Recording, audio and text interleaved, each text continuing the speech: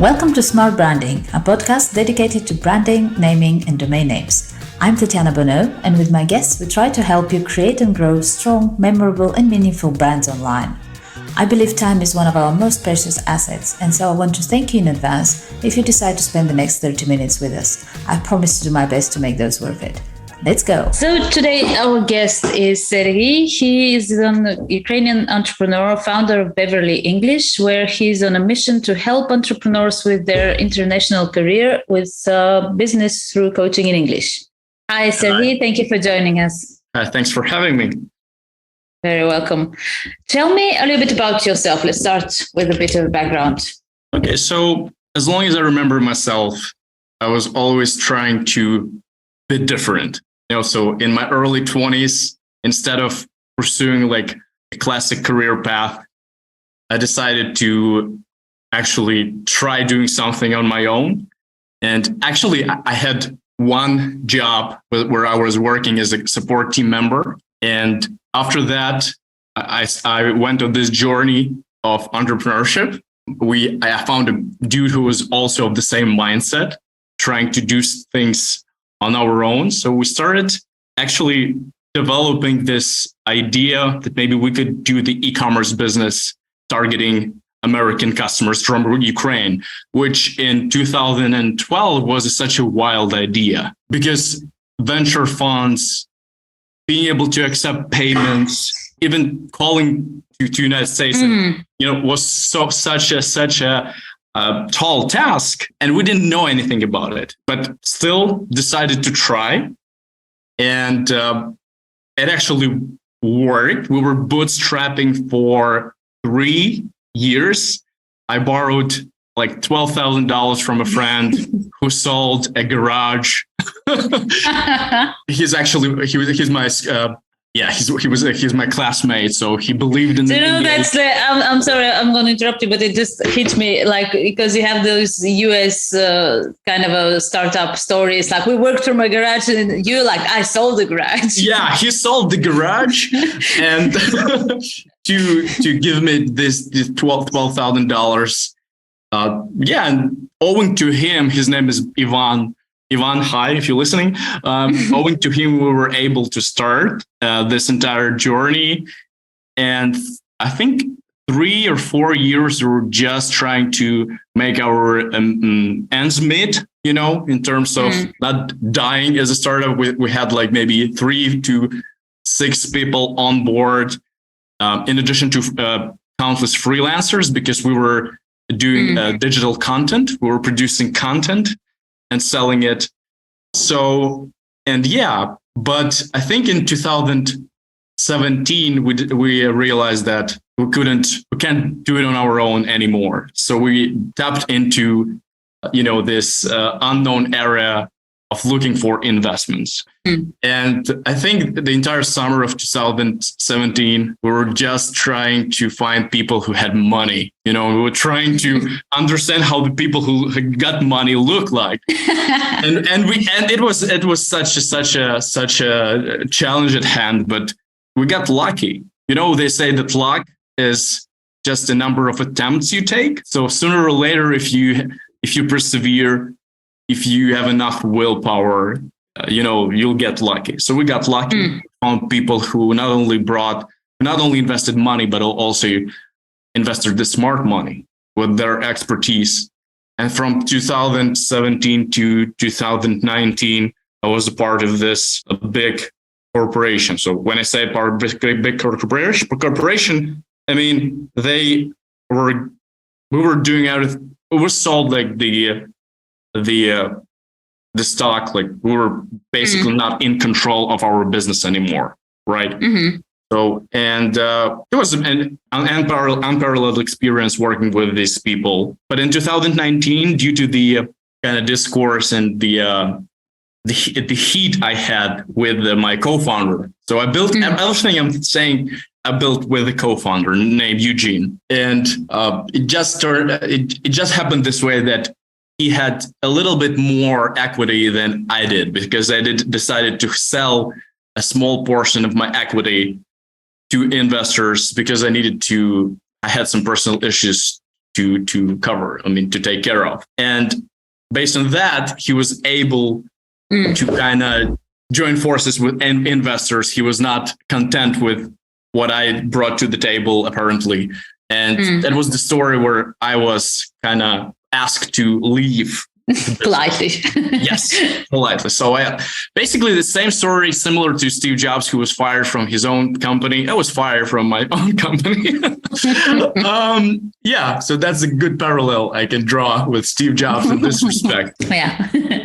Now, 2019, from 2019 to 2021, I tried to do a startup, tried to build an online school, English school for kids in China. Okay. So following this idea that I got to do something different, I didn't want, investors they proposed me to take on a project, a different project. I declined. I decided to do something on my own. So I decided to build this school, digital online English school. It didn't work, although I did go to China, had an experience there, also great experience that I don't regret. It was beautiful. But again, and then just took me 2 more years to understand what I really want in my life. Finally, now I'm 32 years old with war and everything. It just took me to this place of realization that I can be helpful by sharing my experience, create content, and help entrepreneurs, help business people, help top managers with their career, with their business, all in English. So that's the main part. Plus, there's a lot of personal development integrated in this thing because people are afraid to speak English sometimes. Similarly, you are afraid to do business globally. So I think you can basically kill 2 birds with 1 stone by tapping into international business and learn the business and have some mentor or coach that teaches you things in English. So it's like learning business, but not learning it in your native tongue, but learning it in English. And right now I try to understand what the best ways to do that. So do some individual trainings, some corporate trainings, help people to prepare for a web summit, for example, or build a customer care department that would really put the customer in the center of the universe and things like that. So still try to find this silver, perfect balance. But right now, jack of all trades, probably what I can say about me. Yeah, sorry for a long answer. No worries still. No, that's definitely, I can absolutely see what you're doing now. And I looked at your website and I thought, it's so simple that I'm amazed that I haven't seen that. And maybe it does exist. Maybe other people do that, but it depends also on how they frame it, because it's not just, like you said, it's not just, just teaching the language, but also the doing business in that language. And that's not the same thing. That's not Absolutely. The same thing at all. For example, and also that barrier that you mentioned, you study, I'm sure, I was in Ukraine in 2021 last time, and a huge majority of the population, especially young people, they study English at school, and they actually have good English. But it's different. Even if I went out of school with great notes, great marks in English, and then I started working with English people in England and different regions of England. And I was on the phone, putting the phone down, going, what the hell did I just hear? I didn't understand the word because they speak quick. They have accents. They're using words that, you study English with books that were written 15, 20 years ago, most of the time. And language is live. And I have the same, for example, I speak Russian as well, but I rarely use it. So the level of my Russian is left some 20 years ago when I was little. And now if I start talking to people, I'm struggling because I'm daily using French and English, and I'm like some alien speaking, I guess. And now I'm learning Ukrainian, and I actually understand more than 90% when, I listen to TV and news and people and interviews and songs, and I understand pretty much. There's very, very tiny part that I don't understand. And I can make it up because, I understand the rest of the 99%. But I have such a block on talking. It's just ridiculous. I don't even I had the same with French, so I'm sure I'll get over it at some point. But it's definitely something, and especially with Ukraine now, I think has definitely, sadly for that horrible reason, but it has put itself on a map I don't think ever anybody else is going to go like people did when I was growing up. They would go, where are you from? I'm like, Crimea. Oh, Russia. It's like, no. And I don't think that's going to happen again. So like people are going to be investing and doing business with Ukraine, and definitely something like what you're doing, I can definitely see the point and the sense in that. And also for yourself, that's, I feel very like you went on trying to teach kids in China, which kind of, at least to me, it gives that idea that you're looking for something that's not just profitable, but it gives you that personal satisfaction of I'm doing a good thing. Yeah, you nailed it. Absolutely. I think the alignment that every entrepreneur should make is like find something that speaks to what they want to change, maybe bring to the world, something that they truly believe in, and then do through product or service. But I think especially it happened to me at 30, 31, 32 years old. I started thinking that I really want to bring value to the world. And right now it seems like such a perfect fit for me. A lot of Ukrainians are identifying themselves right now. And I think this war has served as a wake-up call for all of us to understand, like, do we really want to lead the life that's not ours? Wasting time. So I truly believe that people should be happy now. They're not in chase. We shouldn't chase this goal, objective, KPI. Like our investors told us, like, hey, KPIs, objectives, just you have to achieve them with whatever means possible. That's not my approach. I believe that you have to enjoy yourself, like serve other people, and just this will bring you the utmost satisfaction and fulfillment. Yeah, definitely. And I completely agree. It's almost like the success and the results, they are the side effect of when you do something that you love. Yeah. How did you come up with the name Beverly English? Why that? I have a funny story, actually. This name was Beverly English. We come up with it with this I had another partner, actually, a Chinese partner, and it also didn't work out. I know what's that with me and partners, but my partnerships just don't gel well. But he offered this name. We were trying to go with something that would give this instantaneous association with prosperity. And we both watched Beverly Hills 9021 or something. You remember this show, right? Yeah. I was a fan of Brandon or whoever. I don't know. So, and I felt like, since I've never been to any English-speaking country, this is what people can't understand.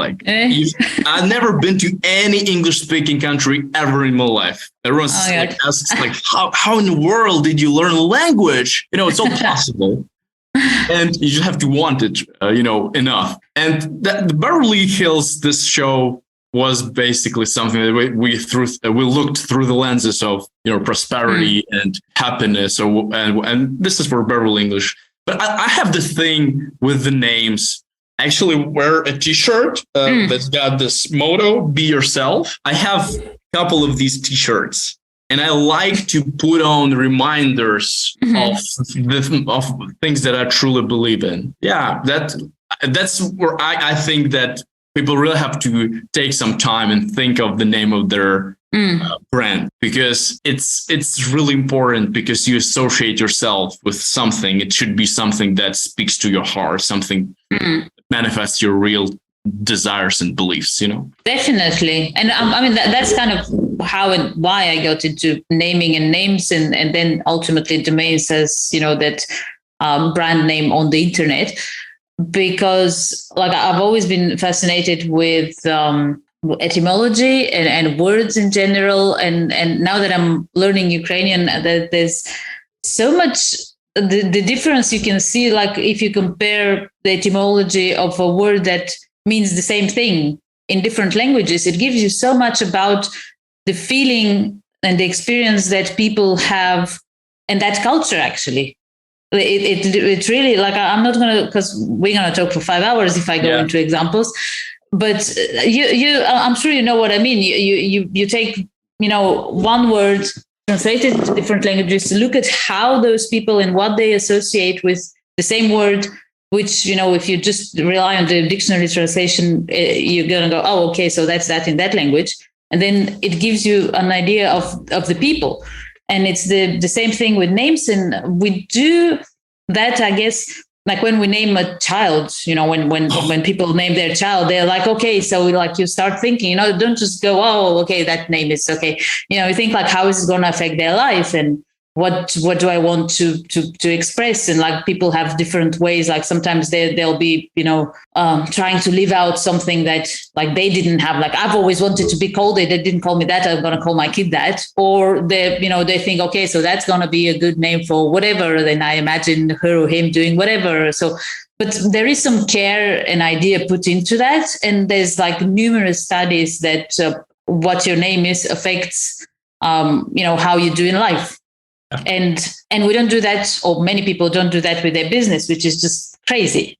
Like I don't get it. Some people just select the name which will aid their SEO rankings. For example, they don't care about branding. What they care about the shortcut to acquiring traffic, right?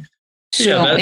It's a popular reason, but I think the simpler, the shorter, the better. At least to me, that's my view of this process. Yeah. And I mean, I think my advice to people is usually to just like, if you can just take it seriously, that's already a great first step. To start thinking about it seriously, talk to people, do some research, just that as well, or that alone is already something. It's already better than I'll get that because it's valuable. Yeah. You mentioned customer care and experience on your website, and you mentioned you have experience with that and some like strong opinions on that. Talk to me about that a bit. I think that customer service starts with love. At least it should start with love. And unfortunately, we got so many customer service departments, because you do know that we have plenty of companies that work with American and English speaking clients. Yet still this notion that you give first and you have to satisfy, this customer satisfaction thing is yet not ingrained part of the business. Where I see my value here is just understand that, like, help people understand that you're not there to get the person pay. You get there to build relationship, a win-win type of partnership with the person, so that they get from you something they would want to come back, right? So since I built, actually these areas were my core areas when we were building our e-commerce business. So I was in charge of customer support department, sales department, and I also worked with copywriters. And we were actually not forced, but we were told by investors that right now you have to just make revenue. That's your key objective, right? Don't care about anything else. Because of that, the support of our customers was really like not the best. It could not the way it could be. And if I have a chance to help people like formulate these scripts, formulate this just understanding, and I really just invest into their understanding that they're there to serve, right? At least if the business is about that, like want to be perceived as a customer first service. So every time when some business approach me and says, hey, can you work with our customer service department? I ask the question, like, what's your main thing? What are you about, guys? Because if you're about driving revenue, then maybe this could be a problem for us, because we'll have to hire more customer support representatives to be able to support all the magnitudes and everything. So there's something that should be first understood on the executive level, so that it could work then later in lower departments. Yeah.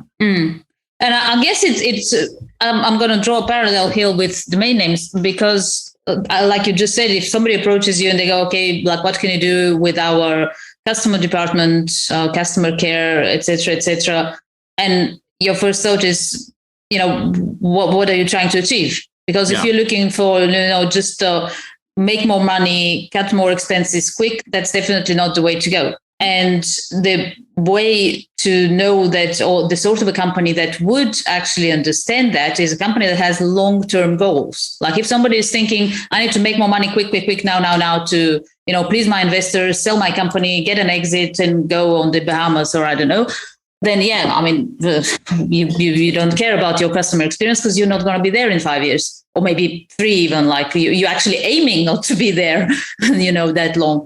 And if you're thinking about, I'm going to build a business that I want to be a great business, I want it to be there even like after me, and I want people to be happy and grow with it and recommend it, then absolutely, it makes sense to invest in customer service, regardless of how it's going to affect your profit now. That's just so well put. I like this concept of infinite games. Have you heard of it? Simon Sinek is one of the role models I follow. He speaks about this concept of finite versus infinite games. Mm-hmm. And a lot of business people think that they're in finite games. They try to get more revenue, more people, bigger offices, as if someone's competing with them in this department. Mm-hmm. However, no one's competing with them, right? So basically, just as learning the language or building lasting relationships, building business is a lifetime pursuit, right? And just as you said, you want to leave something when you're gone. And customer care is all about this something that people would spread across without even you, because you can't measure great care. You can't measure it. Just like you can't measure the relationships you have. My wife loves me enough, she loves me more, or what?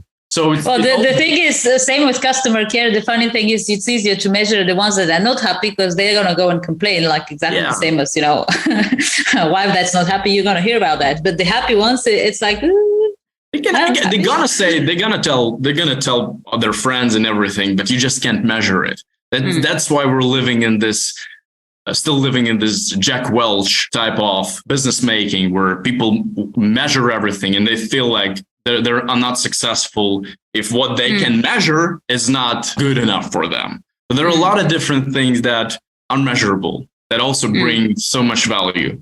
But still, you have to measure things, but you don't have to be over obsessed about numbers.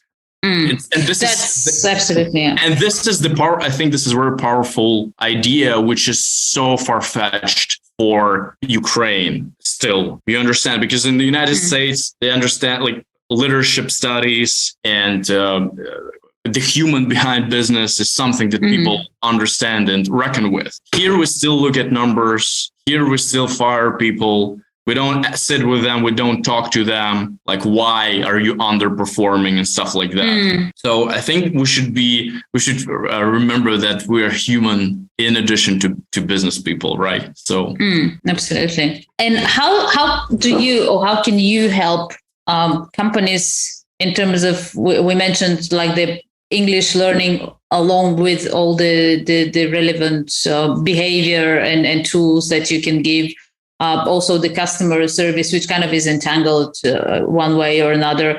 Just talk to me a bit more about who are the companies that can benefit from your service and how can you help? We right now, I'm not hiding something about me, that I'm not hiding anything right now. I'm just starting. So it's still this phase where I understand who's my customer, but with people who I already work with, entrepreneurs who need to prepare for crucial negotiations, or people who need to prepare for public speaking, for example, in English. This is something. HR managers who need to present their business, they want to do it in a concise and beautiful manner. So as I said, I have individual classes, and I also have this group classes. But right now I'm actually developing a course for people called elevator pitch. So the idea of elevator pitch is that you get 30 seconds in an elevator, and there's someone who can invest in your company or hire you or whatever, and you need to deliver an efficient presentation in 30 seconds. So I'm really excited about this idea to help as many people as possible to be themselves while presenting and asking for something, like presenting their idea. Because if you fake who you truly are to get, for example, investments, or to get to the position of your dreams, or to close the deal, sooner or later, there's going to be a price. So I think understanding that you can stand out by just uncovering your true self is such a powerful idea. And we're all unique. We're all beautiful in our own way. And I just want to, since I don't know if I'm already there, if I understood myself or discovered myself, because this authenticity thing is so big in the United States. Everyone wants to be authentic, but it's easier said than done. So and I think that this course could be something that will help not only people, but me, every single time you practice presenting yourself or presenting your business, it kind of becomes a part of your DNA. And it's so much easier to walk through life understanding who you are and what are your values, because with every questionable situation or challenge, you can lean on your values and then not have these kind of regrets. So I'm super excited about this product, but it's the service part of things is also that I get super energized. Just working with people that's just my cup of tea. I like being in presence of people who know what they want, and this is where I can come in handy. I'm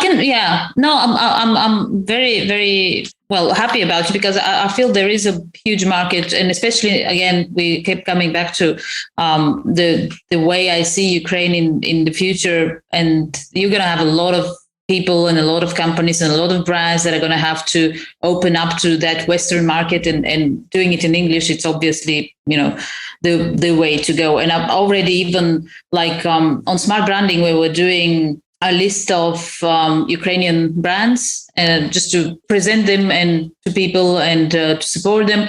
And we have a list of over 100 brands. And I'm telling you, it was actually surprising to me that huge part of them don't have their presentation in English at all, or it's not well done. And they're great brands. The quality is just ridiculous. I've ordered some stuff myself and I've recommended it to everyone.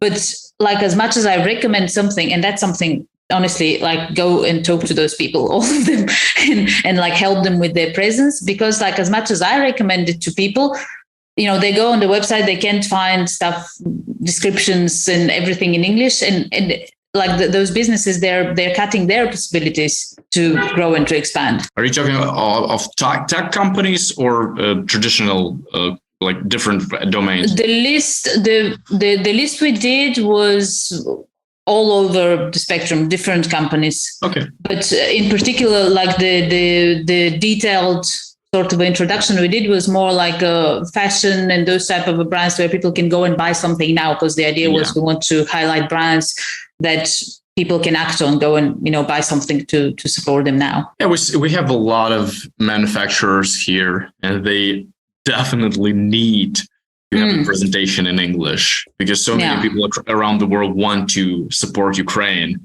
and support entrepreneurs coming from Ukraine. So there's definitely a possibility, a potential there. Definitely.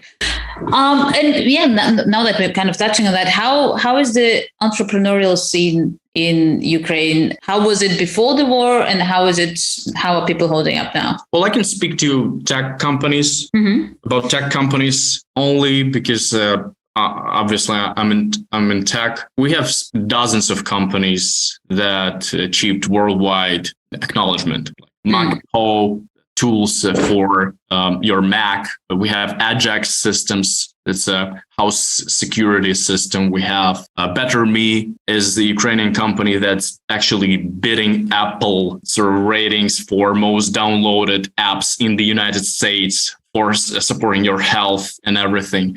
So we have dozens of companies. And I think that entrepreneurs here, they want to challenge, they wanted to challenge the status quo They wanted to prove something to themselves, and they wanted to represent Ukraine as this startup nation. And now, as we're in war, it's even more. We have the thirst, this unbelievable desire to let the world know that we can do some amazing things here. We have incredibly talented tech professionals, like engineers here. We have incredible ideas that are implemented. So it's been shaping up pretty well before war. And I think we're gonna see even more cool companies now and going further. Definitely. Yeah, I completely agree with that. I'm looking forward to it. Kind of want to be part of it. Yeah. I was going to ask you, what's one thing about you that you feel like people would be surprised to hear, that people wouldn't know? And you already said that you haven't been to an English-speaking country, which kind of falls right there. Is there anything else that is shareable that you feel people would be surprised with? Well, I think that overall, as Ukrainians, we're still not in this place where we are willing to talk about our deepest fears or maybe reveal some secrets. On the personal level, I had some struggles with some substances, I actually realized when I converted my stock and I first saw this fortune, right? So much money I've never ever seen in my life. And I started to live the life that I thought I would always wanted, that I thought I always wanted. And unfortunately, money can buy you happiness. I don't know if that's something that that will be interesting for your audience. It's kind of obvious, but before you live through it, you understand that the first thing that you should do in your life is make meaning and contribute into something bigger than yourself in alignment with your values. Before I understand that, before I understood that, I was trying to entertain myself and just engage in self-indulgence and everything. And it just didn't work.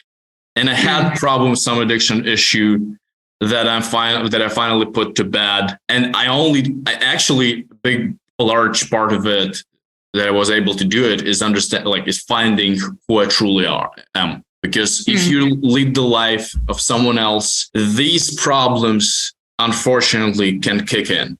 You can, because you're not getting the energy, you're not getting this fulfillment. Although you could be a high-paying professional, you could be running business, you can be wearing suit and tie, driving a luxurious car. But this state of depression, unfortunately, can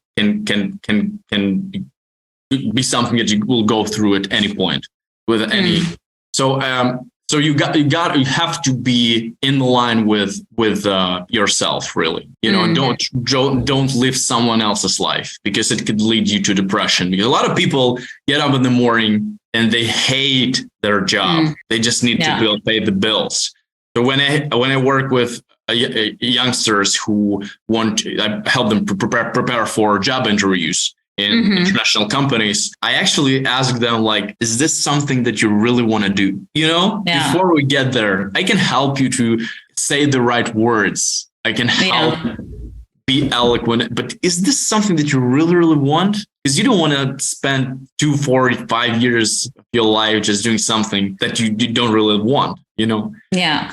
So definitely. I can totally relate to that. Yeah. I had I have a friend, not that close, but still we met, and she was working in an international company with brilliant job, something that was way over the average pay and whatever, and she wasn't she was not happy. She had depressive moments, issues with her diet and everything, and it was and I was working on some other projects, and somehow we ended up talking, and it turns out that she actually hated her job basically, and she wanted to do something that she didn't feel she could make money with.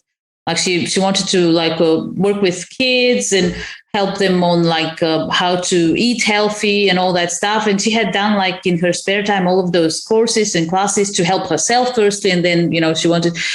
And eventually, I'm very happy for her that she ended up, taking that risk and dropping that job and going and doing that as a project, and it worked out. But it's a risk, and people are scared and people are nervous. But like, especially for young people, I would say, like, anybody listening, just go for it. Honestly, I've done stupid things, and I have 4 kids, and I have, taken my bags and moved to another country, and that's not an easy thing to do.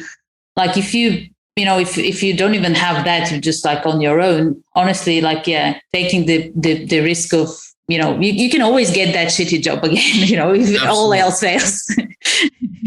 You can always make your resume look good. Some people won't even notice that you were doing something different for 2 years. So this, what Zelensky's extremely good at in this art of persuasion, in this art of communicating his truth. Absolutely. If you can communicate your truth confidently enough, you'll get the shitty job back. But, I mean, so I'm happy for your friend, actually, because that's a really brave thing to do. I think the courage, the courage is not being afraid of anything. Courage is being afraid but doing it anyway. And I think that more people just have to give them this chance to live the life that they deserve. Wonderful. Yeah, let's end on that positive note. Last thing, where can people reach you? Yeah, so I have Instagram. I have a website. So probably the Instagram would be the way to find me and just get familiarized with my content and what value I can bring to the table. So Instagram or the website. Wonderful. Yeah, we'll include that in the description. Thank you very much, Sergey. That was fun. Thank you. Thank you, Tatiana.